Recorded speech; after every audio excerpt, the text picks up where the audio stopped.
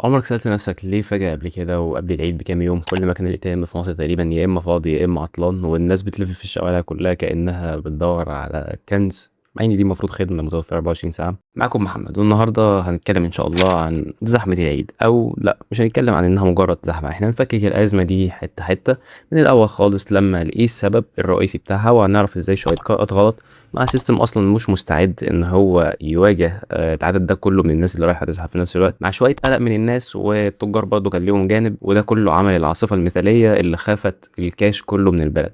فكوبايه القهوه او الشاي بتاعتك معايا وركز معايا ان شاء الله. القصة بدأت بالتزامن اللي حصل، أو التزامن يعني مكانش يعني في محله قوي. لقينا إن أجازة العيد الأضحى اللي هي أصلا الناس بتسحب فيها كاش كتير جدا عشان الأضحيات والعيديات اللي بتديها للناس جت بالملي مع مواعيد صرف مرتبات الموظفين ومعاشات الدولة. فتخيل معايا ملايين البشر أو ملايين المصريين تحديدا نزلوا في نفس ال 72 ساعة يسحبوا فلوسهم كلها. المكنة اللي المفروض كان من برمجة أو فيها فلوس تكفي الناس 3 أيام بقت بتفضل في ساعتين أو أقل كمان. وهنا بدأت تظهر أول مشكلة لوجستية، واللي ما يعرفش يعني إيه كلمة لوجستية أو اللوجيستاتس بشكل عام، فهي إدارة وتخطيط تدفق الموارد والبضائع والمعلومات من نقطة البداية اللي هي المصنع أو المورد أو اللي بيدي الخدمة لنقطة الاستهلاك اللي هو العميل أو المستفيد من الخدمة. يعني باختصار هي ضمان وصول المنتج الصح في المكان والوقت الصح بأقل تكلفة كمان.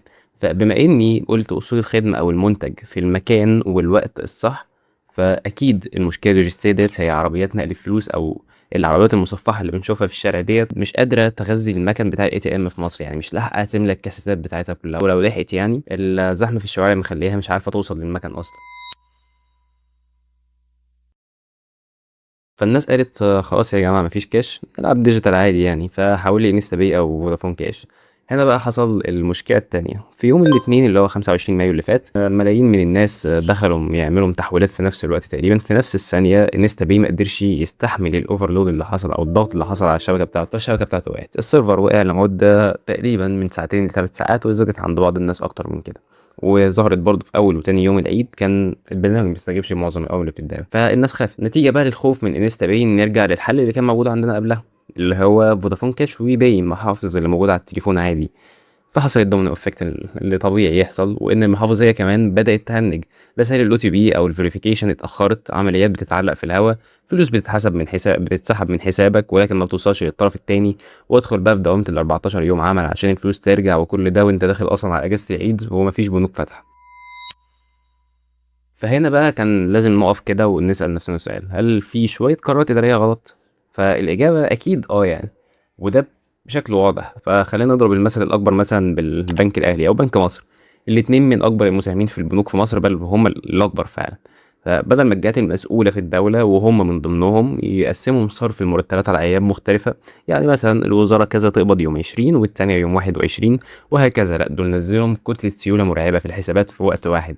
فده عمل حالة بنك ران، أو إن الفلوس بتخلص من البنوك بس على صغير شوية. فلما المكن بدأ يفضى، بعض البنوك الكبيرة بدأت تعمل حماية للعملاء عندها. يعني إيه حماية للعملاء عندها؟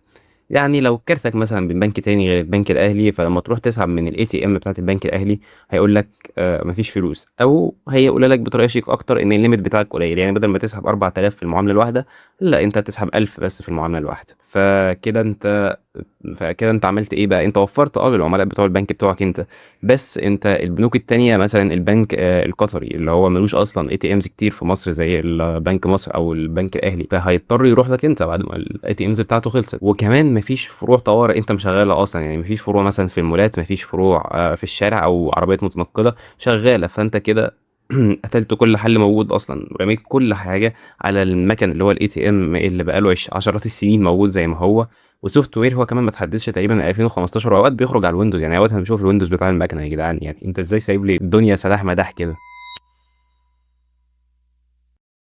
في بقى بعد تاني غير كل الكلام ده محدش واخد باله منه، الا وهو التضخم. يعني ايه تضخم؟ التضخم بص، يعني مش عايز اخش في مواضيع ليها علاقه بالاقتصاد والسياسه، بس التضخم يعني هو ان الفلوس قيمتها بتقل مع الوقت. باختصار يعني هو ده معنى التضخم، ان الفلوس قيمتها بتقل مع الوقت. يعني مثلا عندنا، تعال نشوف ايه اللي سبب المشكله دي، او ان المشكله دي اصلا كانت ازاي سبب في ان يحصل مشكله اصلا في الكاش عندنا. المكنه كده كده بتشيل عدد ورق معين، يعني مش unlimited، مش بتحط جواها كاسيتات مفتوحه او يعني قيمه ورق كذا ورقه يعني unlimited، لا انت بتحط قيمه معينه بس، وديت المكنه بتقدر تستوعب. فزمان مثلا كنت بتسحب ال1000 جنيه هتكفيك اجازه العيد كلها. دلوقتي عشان تشتري نفس الحاجه اللي انت كنت شاريها ب 1000 جنيه هتسحب 5 بل و10 كمان اوقات.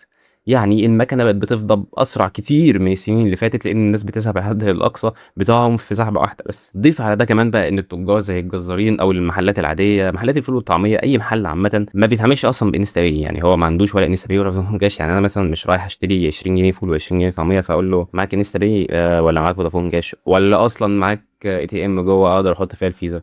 فاللي هو صباح الفل، مفيش حاجه اسمها كده. والناس اللي عندها اصلا الدفع عن طريق انستا باي او عن طريق المكن اللي عندهم، سمعوا ان السيستم وقع خلاص، فقد الثقه في البتاع. قال لك انا الفلوس اتقفل عليا بقى اجازه العيد، لا يا عم انا هتعمل كاش بس. فقالوا للناس بقى ايه، مفيش تحويل، مفيش اي دفع بالكارت، الدفع كاش بس. فده خلى حتى اللي معاه كارت ومش محتاج كاش هيضطر ينزل يقف في الطابور عشان التاجر مش راضي يتعامل غير بكاش. في النهاية الأزمة دي ما كانتش نقص في فلوس البنوك تماما، بس دي كانت أزمة إدارة حشود يعني، وتخطيط برضو للموضوع. والبنوك اتعاملت مع العيد كأنه يوم عادي، كأنه أجازة عادية فيها شوية سحب فلوس زيادة وخلاص، وما حطوش خطة طوارئ كويسة تستوعب التزامن المرعب اللي حصل في الفترة دي. أتمنى الأيام الجاية أو في الأعياد الجاية إن شاء الله تكون البنوك اتعلمت اللي حصل، اتعلمت من اللي حصل يعني خلال الفترة اللي فاتت، وتقدر تهندل الموضوع بشكل أفضل من كده. وقولي لي في الكومنتات هل عانيتم من الأزمة دي عامة، أو رحت تسحب من باكت اي تي ام وما عرفتش تطلع فلوس، أو هل الفلوس اتعلقت معاك أصلا في السيستم ولسه ما سحبتهاش. وأشوفكم في الفيديو الجاي إن شاء الله، وسلام.